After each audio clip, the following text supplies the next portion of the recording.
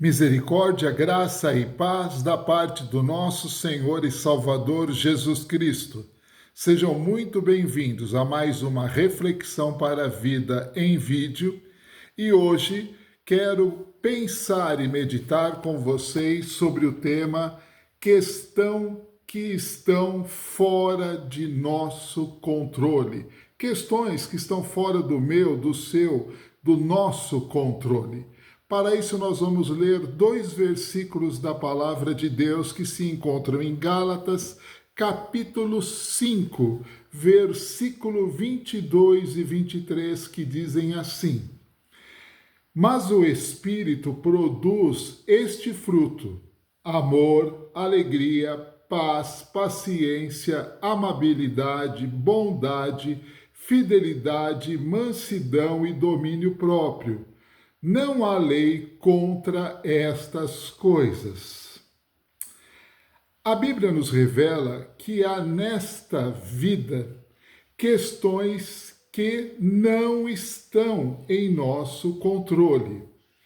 E como disse, hoje eu quero refletir, eu quero meditar, pensar com vocês em 4 questões específicas que estão fora do nosso controle. Em primeiro lugar, eu quero dizer que a paciência, mansidão e domínio próprio são partes do fruto do Espírito que nos ajuda a viver e a agir nas questões desta vida e principalmente naquelas que estão fora do nosso controle. Mas quais são as situações que estão fora do nosso controle? Como falei, nós vamos verificar 4 situações específicas.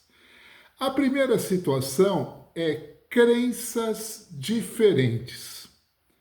As pessoas desse mundo têm diferentes formas de expressar a sua espiritualidade, inclusive até mesmo dentro da sua e da minha família.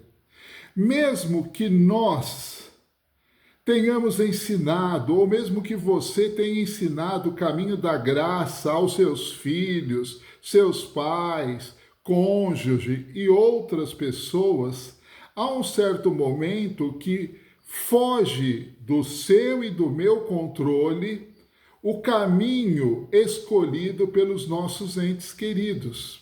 Então, o que fazer nesta questão? Volto a dizer que nesta situação de crenças é uma situação que não temos controle e nem podemos impor nossa experiência de fé às crenças dos outros. Assim, pelo fruto do Espírito, aprendemos a respeitar a crença alheia, mantemos o nosso testemunho de vida e, quando possível, podemos até compartilhar da palavra de Deus. Assim, demonstramos a nossa fé e colocamos nas mãos de Deus, conforme o Salmo 37, 5, entrega o teu caminho ao Senhor, confia nele e tudo ele fará. E nunca devemos esquecer que quem faz a obra de levar alguém até Jesus Cristo é o Espírito Santo. É uma obra exclusiva dele, pois é o Espírito Santo que convence o ser humano do pecado, da justiça e do juízo, conforme João, capítulo 16, versículo 8 a 15. Assim, impor, ofender, agredir verbalmente a expressão espiritual de outros, além de ser errado, está fora do nosso controle. E lembre-se sempre que cada um de nós será responsável por sua vida diante de Deus, conforme Romanos 14, 12. A segunda situação, comportamento alheio. Cada pessoa tem um temperamento e uma personalidade bem definida e diferente da sua e da minha. A forma da criação pode ter sido até igual, mas na questão do temperamento e da personalidade, não é somente a forma de criação ou ambiente que se vive que vai determinar como a pessoa reage, como a pessoa é no seu dia a dia. Veja aí na sua própria vida, você que não é casado ou você que não tem filhos, você tem irmãos. E se você tem irmãos ou se você tem primos, é só você observar os seus irmãos. Vocês foram criados pelos mesmos pais, dentro dos mesmos princípios, só que cada um de vocês tem um temperamento e uma personalidade diferente. Assim é com seus filhos, assim é com o seu cônjuge, assim é com as outras pessoas. Querer que as outras pessoas pensem e ajam como nós somos e entendemos é um absurdo e é totalmente fora de nosso controle. Somos nós que, pelo fruto do Espírito, somos trabalhados nos nossos pontos fortes e fracos dos nossos temperamentos e personalidades. E aprendemos a respeitar o comportamento e o jeito de ser de outro é algo fundamental. Por isso, Mateus 7,12 diz: em todas essas coisas, façam aos outros o que vocês desejam que lhe façam. O terceiro e o quarto ponto, eles estão interligados.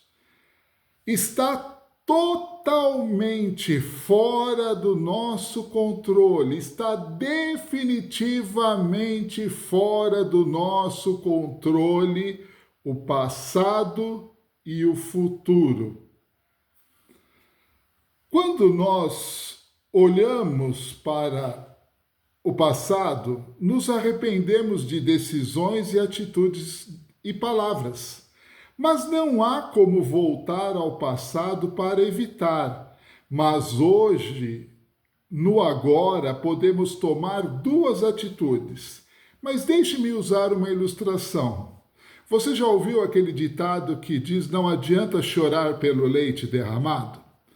Pois bem, quando você coloca o leite para ferver, você fica ali atento e nada acontece.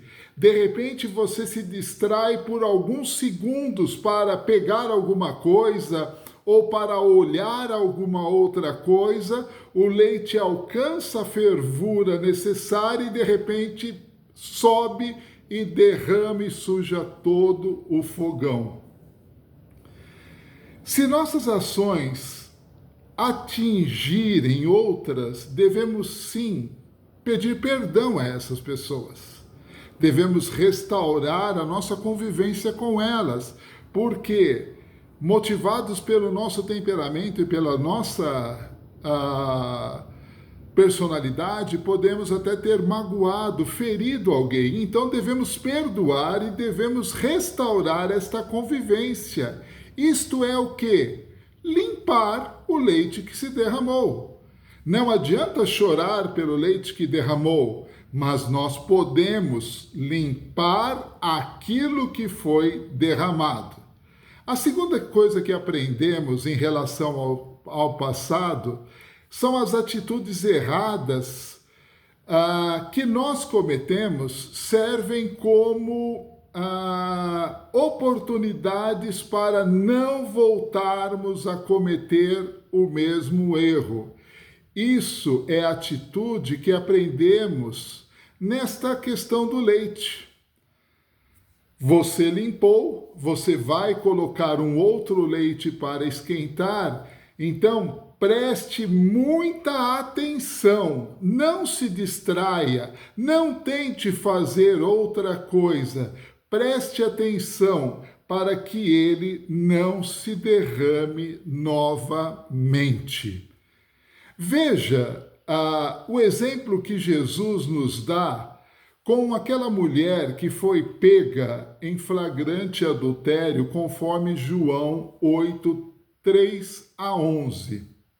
Sabedor que ela não poderia voltar ao passado e evitar cair no pecado do adultério, Jesus a salvou da turba enfurecida que queria apedrejá-la e matá-la. Isto que Jesus fez é o quê? Ele limpou a área, ele limpou o leite derramado.